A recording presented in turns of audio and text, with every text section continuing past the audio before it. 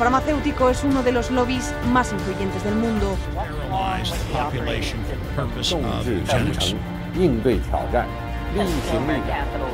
Конечно, должны работать кооперативно. Las farmacéuticas tienen demasiado poder. Avecina una gran guerra entre la realidad virtual y la realidad aumentada.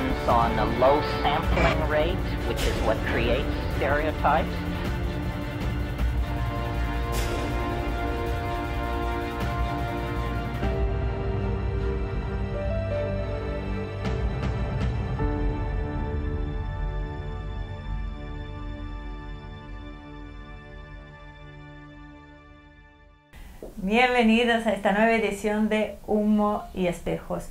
Hoy les traigo varias novedades. Arrancamos por los webinars de septiembre, que el primero ya lo hicimos la semana pasada bajo el título Desafío del mundo post-pandemia, sindicalismo y el mundo laboral, donde contamos con Julio Piumato, Maya Volkovitsky y John Caires. Estuvo muy interesante y esto ya lo pueden ver, que está el link a disposición en nuestro canal. El miércoles 16 de septiembre a las 19 horas estaremos con Isiar Recalde y Facundo Quiroga, por supuesto con Marcelo Ramírez, hablando sobre el feminismo como obstáculo para el armado de la unidad popular. Esto sí, hay que ver si no nos cierran el canal, porque después de esto, para el miércoles 23 de septiembre, seguiremos a las 19 horas como siempre, con las nuevas formas de guerra, como es el mundo que se avecina, y ahí estarán con nosotros Luciana Micha, Sebastián Tepedino, Carlos Pisolito y Marcelo Ramírez. No se lo pierdan porque va a ser increíble. Y para cerrar estaremos con Lucas Carena y el mexicano que reside en Estados Unidos, Luis Medina, hablando sobre el modernismo. Con el modernismo viene el fin de la trascendencia, así que tenemos un septiembre de lujo con todos estos invitados. Pero no terminamos ahí. También estamos preparando para ustedes un curso de formación en geopolítica. Hacía rato que varios, a lo cual les agradecemos, por supuesto, nos habían consultado sobre el tema y nosotros creemos que sí, que es el momento de trabajar en la formación en geopolítica. Creo que va a ser interesante. Vamos a estar hablando sobre Rusia. Va a ser con Rusia como actor político central en el sistema internacional, así que los disertantes serán actores rusos que dominan muy bien el español. Será realizado en 4 módulos donde abordarán todo lo que hace falta para conocer a Rusia, pero a Rusia de verdad, desde su historia hasta su visión de la situación internacional. Muy pronto les daremos más detalles sobre el contenido y los expositores. Así, de esta manera, los mantendremos atentos a todos los videos si quieren saber lo que va a pasar. Pero ahora, lo más importante, el curso de formación en geopolítica, que obviamente es virtual, no podía ser de otra manera en los tiempos que corren, contará con un certificado oficial de Asia TV en conjunto con la Fundación Ruski Mir, perteneciente al gobierno ruso, que fue fundada por iniciativa de nuestro amigo el presidente Vladimir Putin en el año 2007, si no me equivoco, que no va a poder participar como expositor porque nos enteramos que no habla bien el español, así que tuvimos que bajar, pero van a estar invitados a la altura y sumamente interesantes. Ya se van a sorprender todos ustedes cuando tengamos todo el paquete armado.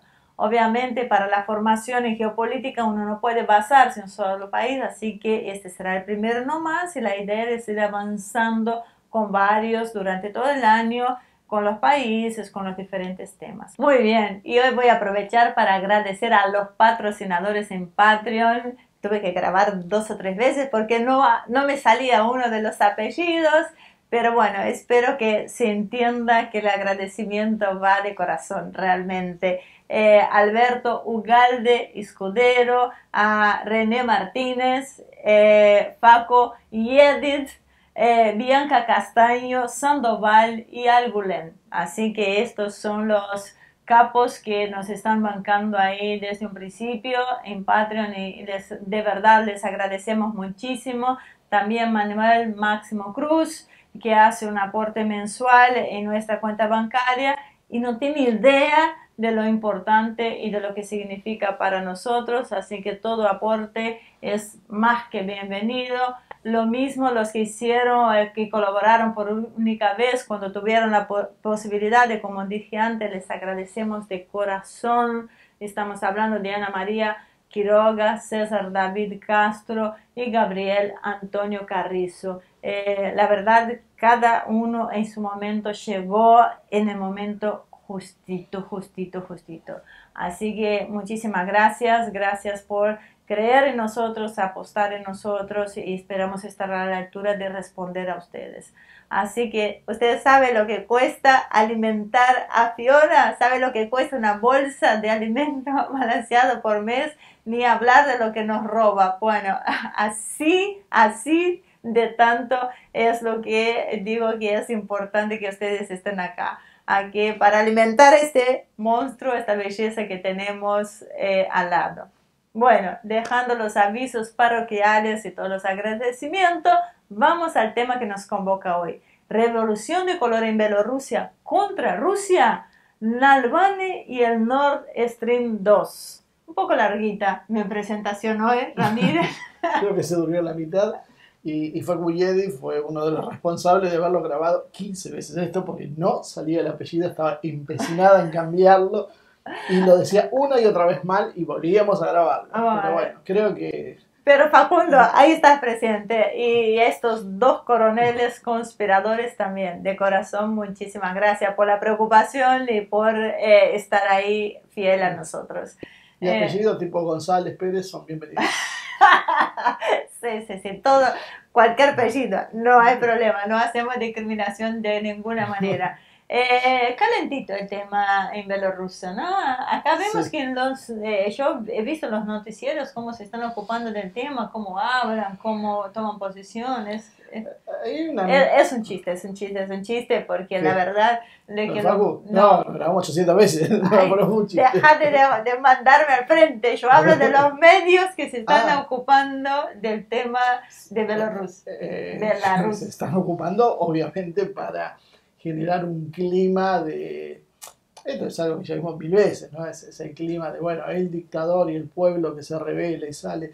Lo que pasa es que ha sido tan repetido, tan maltratado este tema, no solo con el tema de Bielorrusia, sino con tantos países que lo vimos una y otra vez, que ya es muy difícil que sea creíble. O sea, si no cambia la fórmula, ya uno de antemano ya sabe lo que van a decir, lo que va a pasar, por qué son las cosas. Y esto viene un poco, yo creo, relacionado con el tema de Navalny, no porque sean dos asuntos totalmente conexos, sino básicamente porque son dos hechos que muestran un reverdecer de una agresión hacia Rusia, un avance nuevamente sobre las fronteras rusas, que muchas veces hemos hablado. El centro de todo esto es una OTAN que avanza hacia las fronteras rusas, y la verdad, indudablemente Rusia en algún momento necesita tener un cinturón de seguridad como tienen todas las grandes potencias. Bueno, en su momento fue Ucrania, ya vimos, bueno, ahora le tocó a Bielorrusia.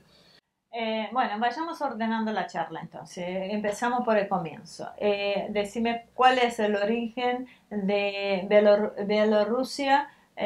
Los rusos dicen Belarus. Y en realidad Belarus es el término que usan los bielorrusos. Supongo que es para darle simpático, porque para los rusos es Bielorrusia. Pero bueno, en ruso. Tal vez es porque para no herir susceptibilidades estén usando el término ruso. El bielorruso y el ruso son idiomas muy similares, muy parecidos, y de hecho lo más curioso es que el 70% de la población de Bielorrusia habla ruso, no bielorruso. Okay. Hay una corriente nacionalista que ha intentado instalar el bielorruso como una forma de identidad, pero básicamente la historia, que ahora vamos a hacer una pequeña reseña, indica eso otro. Claro, por eso yo decía, es importante saber cuál es el origen de Bielorrusia y por qué también es necesario que nosotros conozcamos a este país, ¿no? Bueno, ya metiéndonos en tema, es obvio que, o sea, necesitamos, porque hay un montón de conflictos que a nosotros lo que nos termina pasando es que la prensa, y no solo la prensa, los analistas, suelen tirarlos fragmentados. Te van tirando partes y que uno no termina de conectar y de entender el conjunto. Y para poder entender el conjunto necesitamos irnos un poquito atrás en la historia. No es porque uno quiera ser pesado, porque intente ser profundo artificialmente. No, es que si no, no entendemos por qué se pelean, a quién pertenecen las cosas, porque la historia es mucho más larga de la que nos cuentan. Acá empecemos por olvidarnos de todo lo que escuchamos. O sea, acá a nadie le importa, como siempre decimos, a nadie le importa si Lukashenko es un dictador o no es un dictador. El problema no pasa por ahí. O sea, está lleno de dictadores que tienen apoyo de Occidente y no pasa nada. O sea, el problema es otro. El problema es a qué responde. Y una cosa más que me gusta, lo voy a aclarar de entrada. Los rusos han considerado históricamente a Lukashenko como un actor que no es prorruso. O sea, nunca consiguieron los rusos tener un actor dentro de Bielorrusia, hablando, ¿no?, desde la caída de la Unión Soviética, que esté a favor de Rusia. Pero bueno, como todo, ante el espanto todo el mundo prefiere unirse porque hay un enemigo en común, y a Lukashenko le pasó lo mismo. Coqueteó mucho en contra de Rusia, en contra de Occidente, pero cuando llegó el momento y vio el monstruo que era Occidente y cómo se le venía encima, tuvo que recurrir a Putin. Yendo a lo que tiene que ver con la historia, tienen Bielorrusia, Ucrania y Rusia tienen un origen en común. Todo, bueno, como decía, todos reivindican un origen en común, que es la Rus de Kiev, que es un estado que algunos dicen mítico, pero bueno, prácticamente hay pruebas existenciales, que nace con la fundación del mismo, a partir del año 879, como decía, con el príncipe Oleg de Novgorod. La pronunciación se las debo, obviamente, pero bueno, es lo mejor que podemos hacer.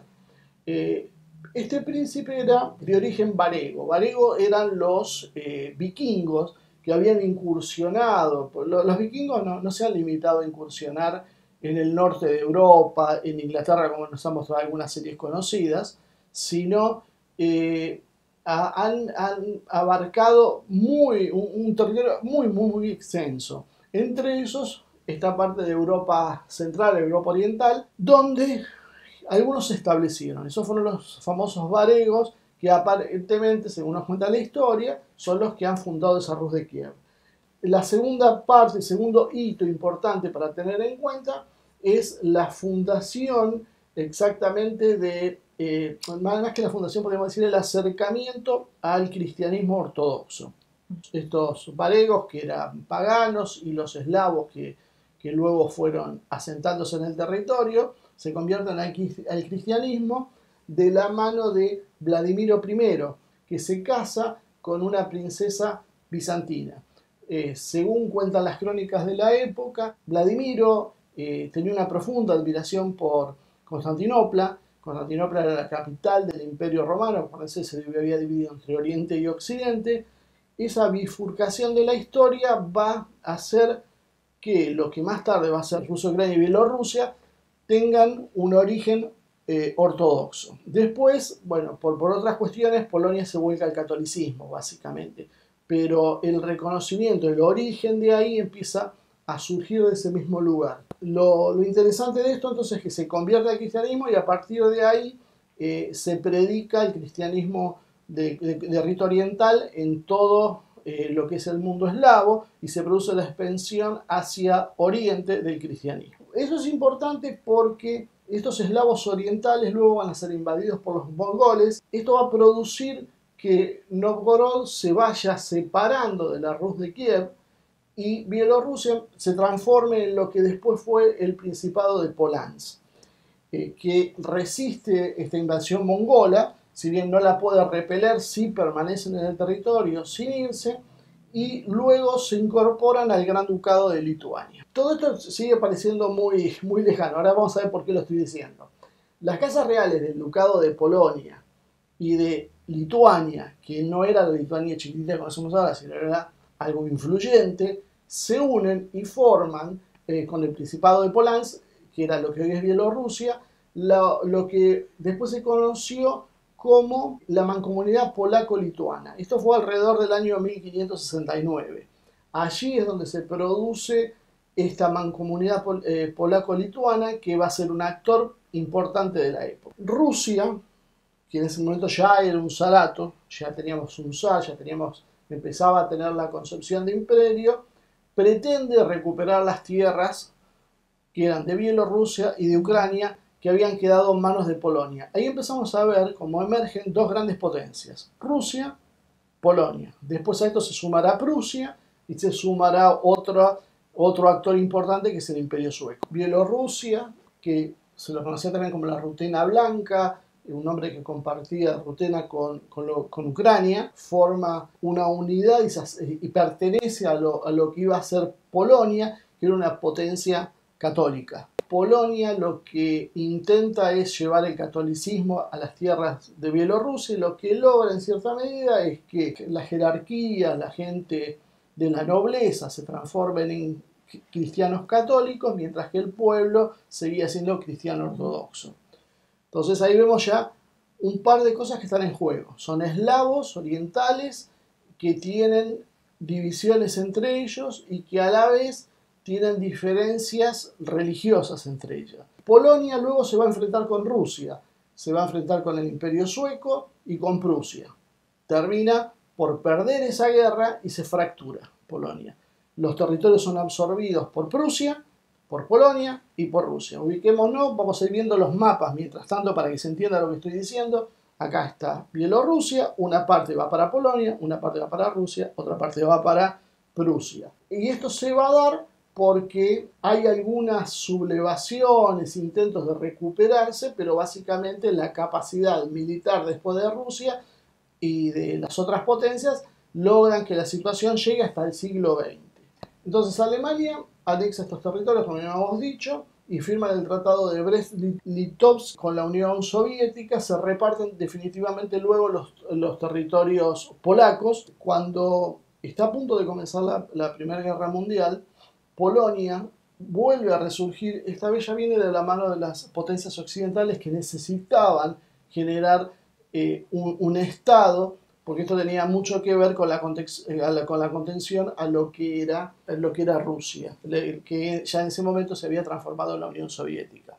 La Unión Soviética entonces pacta con la Alemania nazi, esto es una historia bastante más conocida, hace el pacto von Ribbentrop-Molotov, donde se van a repartir lo que es Polonia. La parte oriental va a quedar para Rusia y la parte occidental va a quedar en manos de la Alemania nazi. Eso es lo que aconteció con Polonia en ese momento. Después de esto, ya Bielorrusia ya desaparece, también es absorbida por la Unión Soviética. Había tenido una efímera presencia alrededor de 1818, si mal no recuerdo, como un estado independiente que dura solo un año, y es cuando se produce la Revolución Socialista. En ese momento se promulga la República Socialista de Bielorrusia, que luego va a ser incorporada a la Unión Soviética. Entonces, la etapa de independencia de Bielorrusia solamente dura un año, y después ya es parte de la Unión Soviética. Ucrania y Polonia no, son países que son incorporados a lo que sería la órbita soviética, pero siguen manteniendo su independencia como Estado. ¿Por qué hay que diferenciar entre pueblos y estados? Bueno, parte del problema es un poco lo que estuvimos viendo ahora. Los estados aparecen y desaparecen, cambian. Lo que se mantiene es el concepto de nación o de pueblo, y muchas veces un estado está integrado por más de un pueblo. Cuando tienen ya una extensión muy grande y son multiculturales, multiétnicos, podemos hablar ya de un imperio. Que después también en algún momento vamos a hacer algún programa hablando más profundamente entre la diferencia de concepciones de imperio. Muchas veces lo hemos tocado el tema por encima. El imperio es un organismo contenedor de distintos pueblos y culturas. El Estado sería la expresión temporaria de una de esas manifestaciones. Por ejemplo, en este caso, vemos que Bielorrusia fue un estado solamente entre 1818 y 1819. Sin embargo, el pueblo bielorruso no tiene una historia larga. Esa diferencia la tenemos que empezar a aprender a manejar, porque nos confunde mucho lo que pasa en el Medio Oriente. porque hablamos del pueblo kurdo. Por ejemplo, el pueblo kurdo jamás tuvo un Estado. Siempre lo que fue es un pueblo. Ahora sí. Claro, esa pequeña diferencia a veces se usa indistintamente, pero cuando necesitamos entender el concepto de lo que está pasando es necesario ir por ese lado. Bueno, sí, obviamente uno no puede confundir el pueblo tal con el Estado Claro, tal, por lo visto. Porque a veces el Estado tiene más de un pueblo y a veces el Estado se parte. Entonces vos tenés parte del pueblo en un Estado y parte en otro. Entonces son conceptos diferentes. Ok, ¿y qué tiene que ver el triángulo de Lublin y qué papel juega en esta situación? Bueno, nosotros en un momento cuando hablamos de la mancomunidad lituano-polaca, nosotros en algún momento hablamos de un tratado. Ese tratado se firmó precisamente en la ciudad de Lublin e involucraba a Lituania, a Polonia y a Ucrania. Esos tres países se habían unido. Ahora, hace unos días atrás, se vuelve a generar este triángulo de Lublin. Nuevamente lo hacen estas tres naciones en la ciudad de Lublin. No es casualidad que hayan elegido esa ciudad. Es un mensaje, es un simbolismo para mostrar que en realidad están volviendo a eso. Lituania, Polonia, Ucrania. Esta vez comandados por Polonia. Polonia tiene una histórica rivalidad con Rusia. Son dos pueblos eslavos, pero a su vez los eslavos tienen muchos problemas muchas veces entre ellos. Parte de la idea de la mancomunidad del paneslavismo tiene todas estas dificultades para afrontar.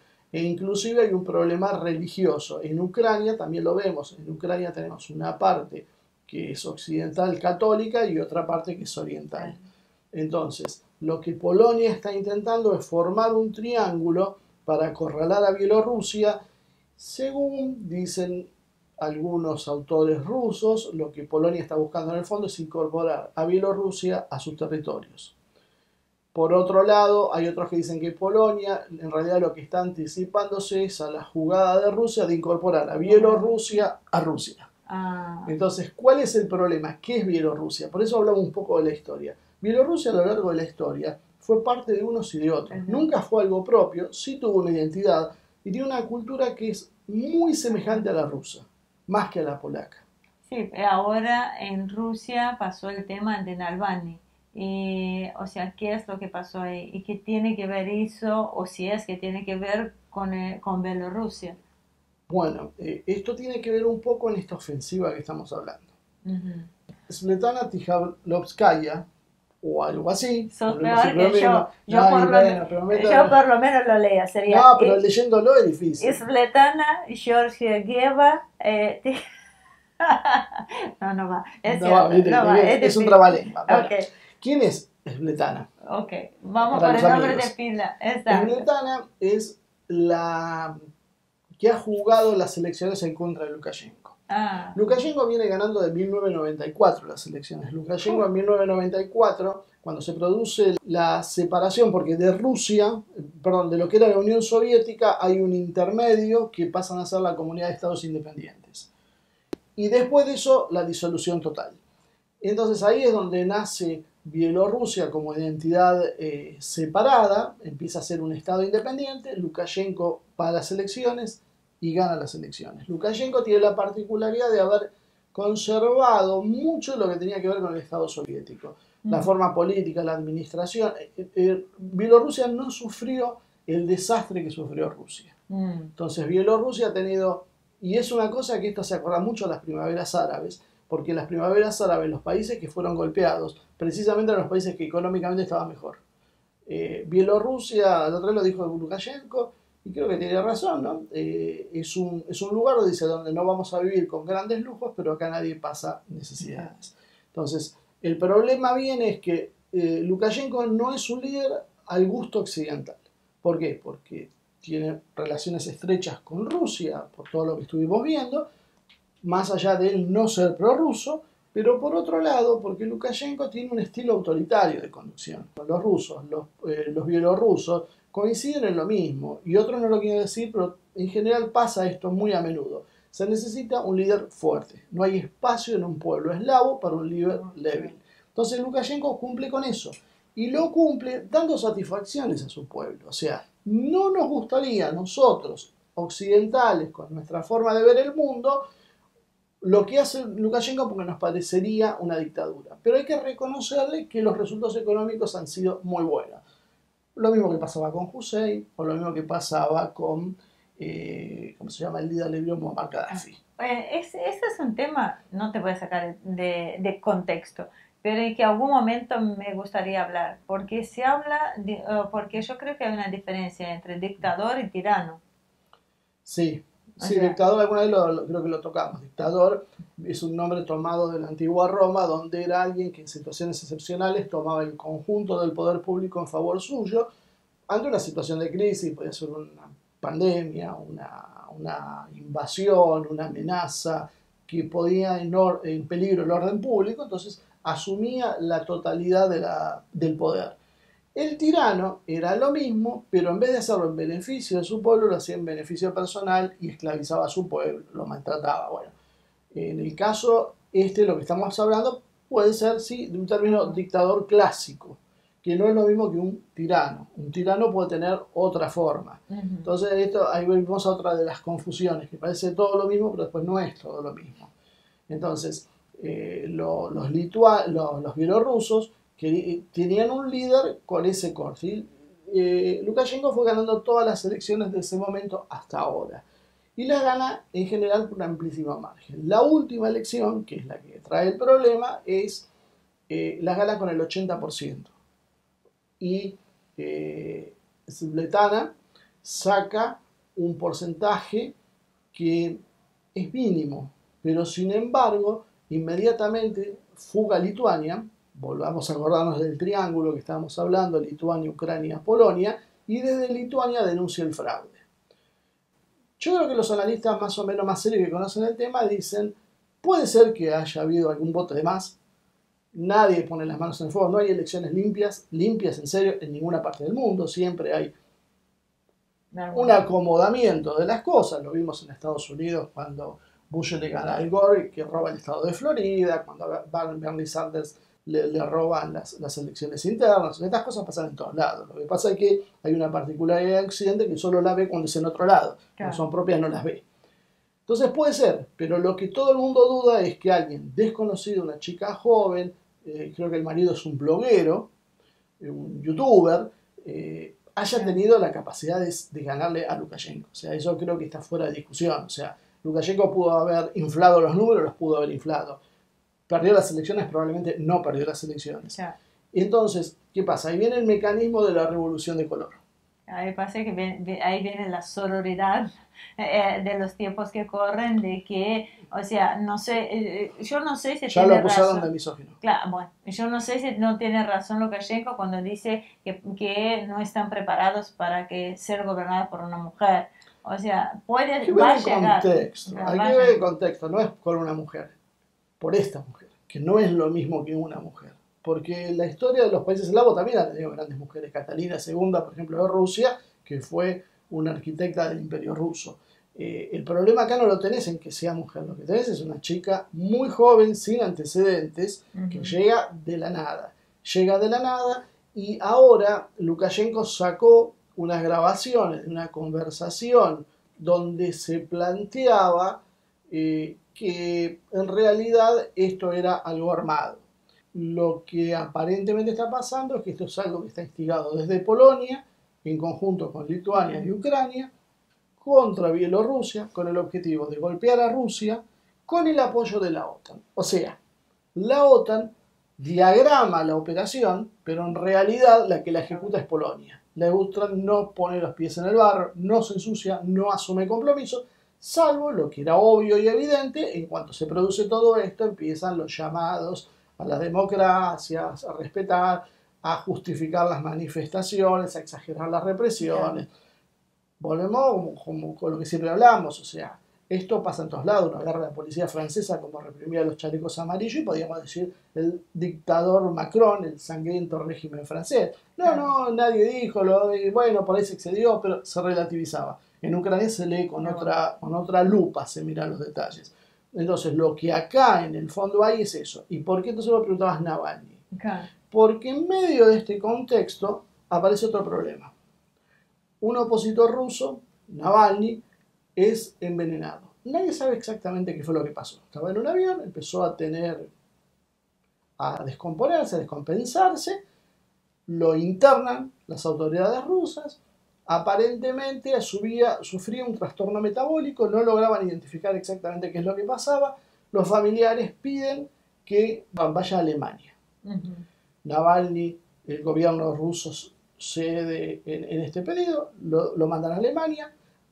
En el momento que llega sin tiempo para ningún análisis, ya los médicos alemanes llegan a la conclusión que Navalny había estado envenenado y había sido con el mismo producto que alguna vez en Inglaterra habían envenenado también a un opositor a Putin.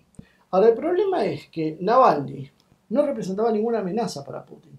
Estaba en declive, había pasado su hora, no sumaba, no tenía ninguna posibilidad de poner en riesgo el liderazgo de Putin, y además tenía una condena en primera instancia por 5 años por un desfalco en una maderera por $500.000, que si se ratificaba en segunda instancia iba a ir preso.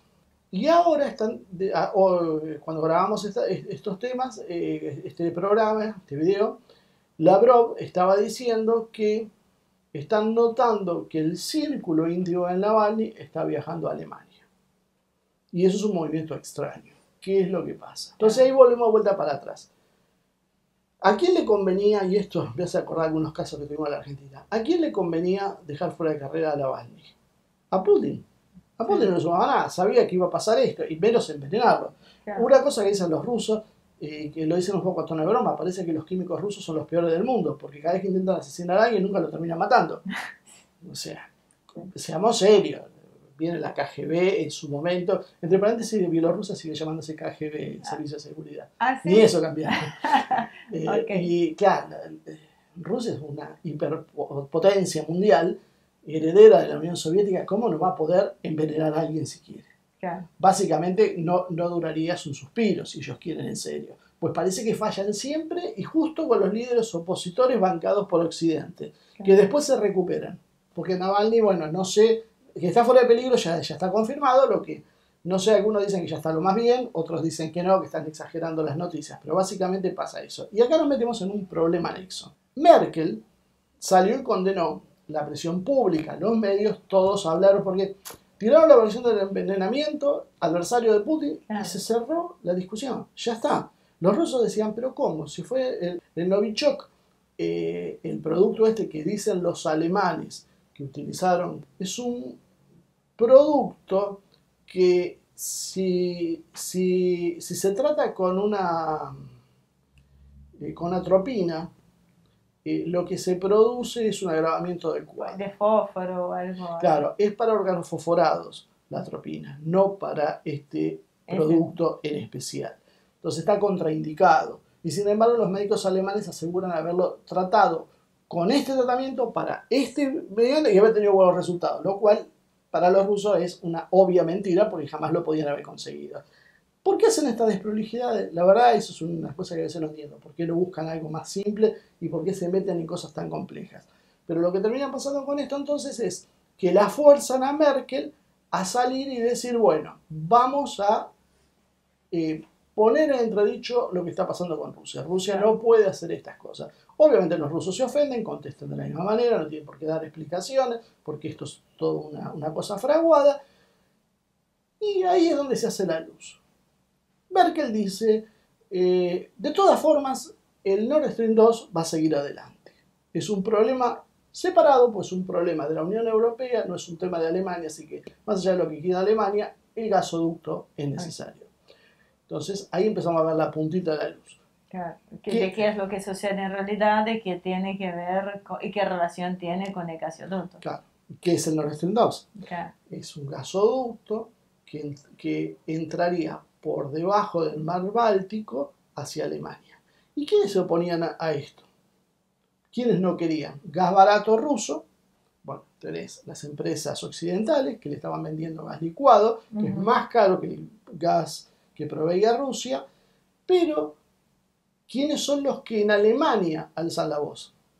A Merkel, la que sale a pedir que corten el tratado esto, es una diputada del Partido Verde, que es un partido muy fuerte en Alemania, no pensemos lo que sea en América Latina, pero es un partido fuerte en serio.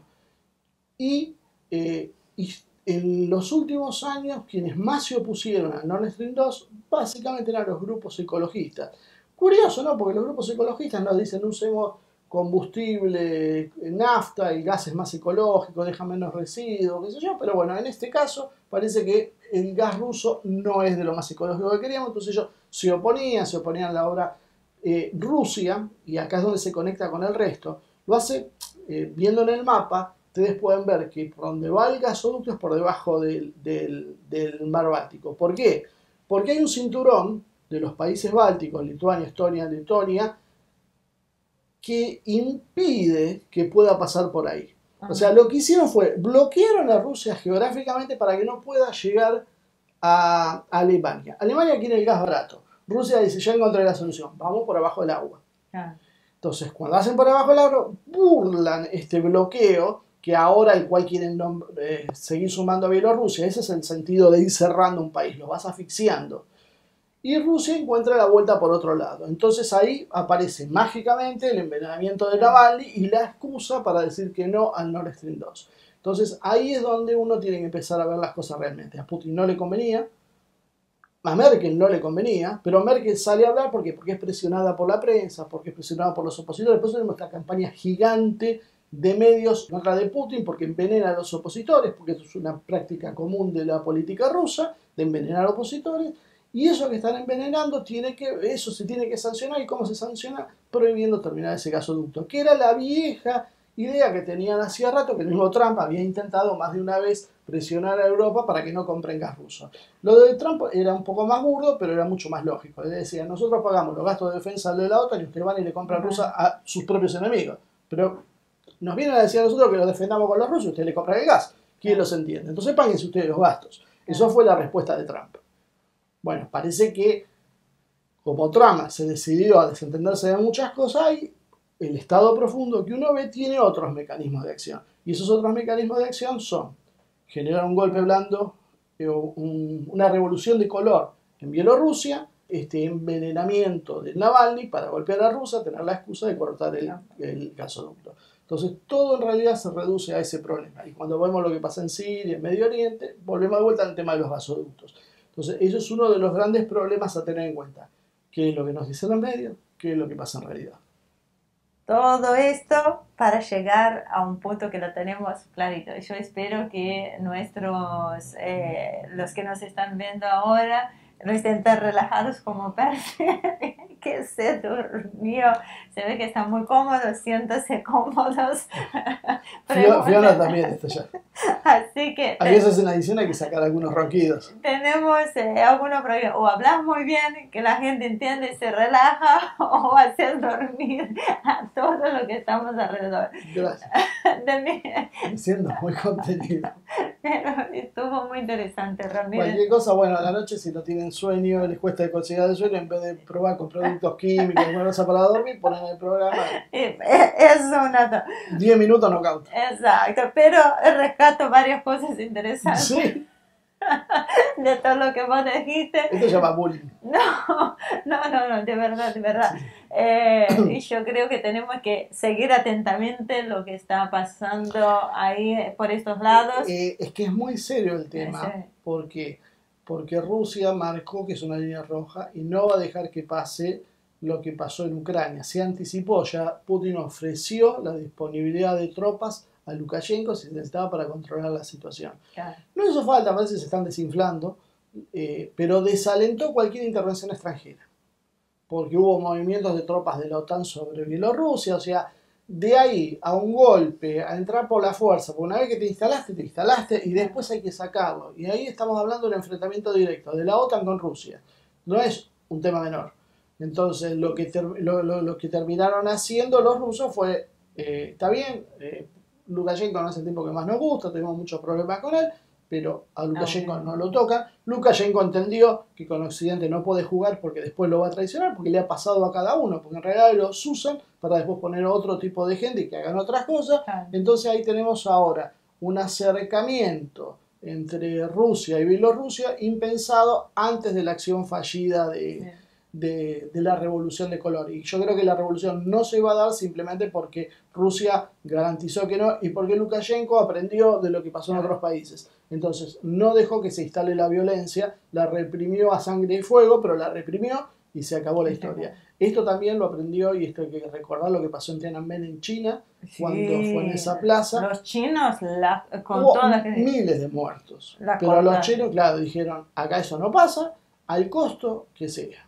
Entonces, y bueno, en la realidad es que querían dividir a China y no sé cuántos... 118, aparentemente eran 18 estados, claro, querían fracturar. Pero más allá de que si esté bien o no, lo que tenemos que entender es que cuando hacemos análisis geopolítico, analizamos lo que pasa, no lo que nos gusta que pase, ni siquiera lo que debería pasar, es lo que está pasando. Claro. Rusia no lo va a permitir, como en su momento no lo permitió China, y Lukashenko, sabiendo que después de eso rodaba la cabeza de él, no dudó en actuar como gustó. Cuando él baja con un fusil automático en la mano, baja dando una señal. Él sabe que ni pone ni saca nada que haga eso. Era una señal para explicar que se iban a tomar las medidas que sean necesarias, pero no iban a dejar que pase lo que pasó de vuelta en Ucrania. Aprendieron la lección. Eso está bueno. O sea, hay algunas cosas que sucede y ahora tenemos que... está bueno, es lo que es. No, bueno, eso está bueno en el sentido de entender. No me malinterprete, Ramírez, está bueno. No, yo no, malinterprete a la gente. Bueno, no me malinterprete, lo digo en el sentido que está bueno en cuestión de ver lo que sucede realmente sin pasión. Lo que no es fácil cuando se refiere por ahí en nuestra región o en Brasil, por ejemplo, doy un ejemplo cortito.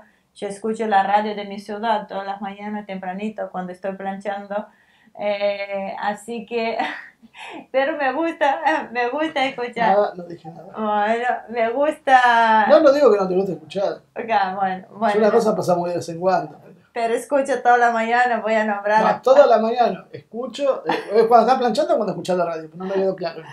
Bueno, escucho Paranaíba FM, que es una radio que siempre uno la lleva. Estas cosas después no nos toman en serio. Nosotros cuando hacemos análisis acertamos casi todo lo que decimos, pero después, claro, nos vamos por las ramas. Pero te va a gustar, no me voy por las ramas porque tiene que ver con las elecciones en Estados Unidos y tiene que ver con las elecciones intermedias que van a ser en Brasil ahora en noviembre, porque vos escuchás la publicidad, porque también tenés que escuchar lo que piensa la gente que llama.